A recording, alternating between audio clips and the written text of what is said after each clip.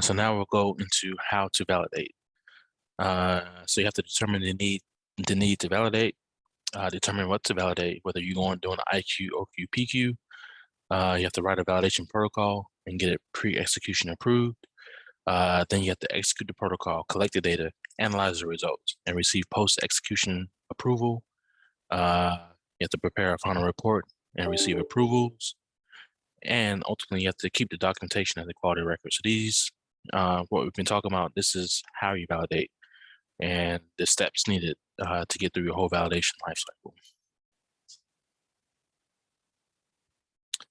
So some documentation pitfalls: incomplete and inadequate content. These are pitfalls you want to avoid when going through your validation. So incomplete and inadequate content. This means like you did not completely address any objectives you defined, poorly described details, rationale for testing and sampling not discussed or justified, and protocol drafting error. Your FRS not followed, or FRS does not accurately describe how the system works. So FRS is your functional requirement specification. The FRS ultimately needs to accurately describe how the system works. Mainly, it's a automation document, or tells you high-level overview of how the system works and the inner components of how it works, and it's usually drafted by automation. So this needs to be a document that needs to be drafted, and a lot of times you'll be testing based on the FRI. So if it's not followed or it's not accurate, this can ultimately affect your validation as well. So all these things need to be defined and done correctly to avoid any pitfalls. So consequences. So if you don't do your validation right, so the reader will infer a negative impression of the study. Good work may be unfairly evaluated because documents were poorly written. So again, this industry is all about documentation. You could have done some good work, but if it wasn't documented correctly, then it ultimately overshadows the good work you done. So just because you did good work doesn't mean you can slack on the documentation. The documentation needs to be also with high quality standard. It can negatively influence a regulatory auditor, which, if formed early in the audit, may carry over to other areas, potentially causing serious consequences. And inaccurate protocols will result in validation deviations. You have to be documented and investigated, which takes time and leave warts on the validation study documentation. So these are the consequences of uh, a poorly done validation. So you want to make sure it's done well to avoid these consequences. So explanation is not thorough or understandable. So this is another pitfall. So you tend to write as little as possible to prevent regulatory observations, or so voluminous it cannot be read by an auditor. So you want to have a good amount of information, not too much, not too little. You want to just be in this right sweet spot. And that can be hard, but you have to kind of define that and be consistent with that.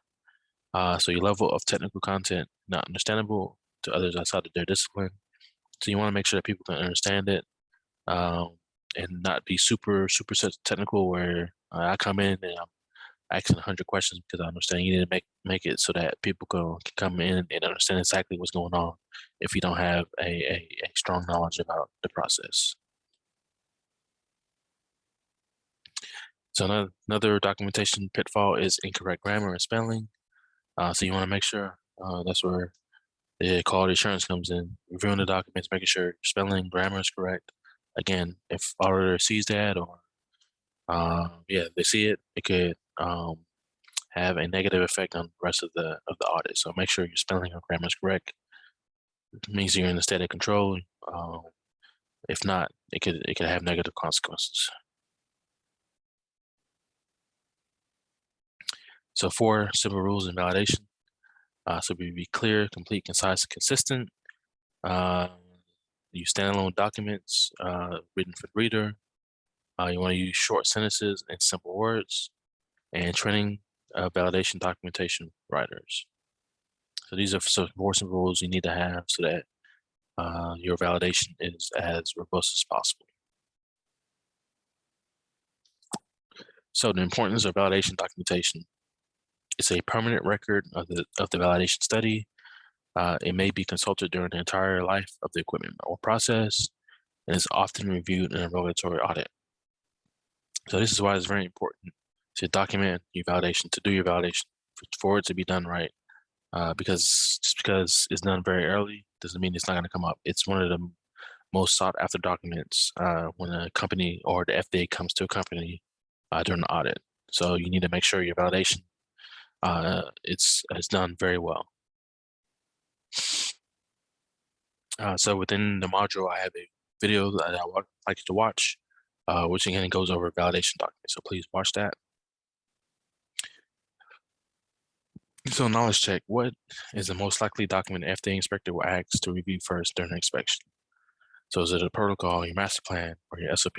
So not going to answer here, but it'll be a test. So please make sure to review that.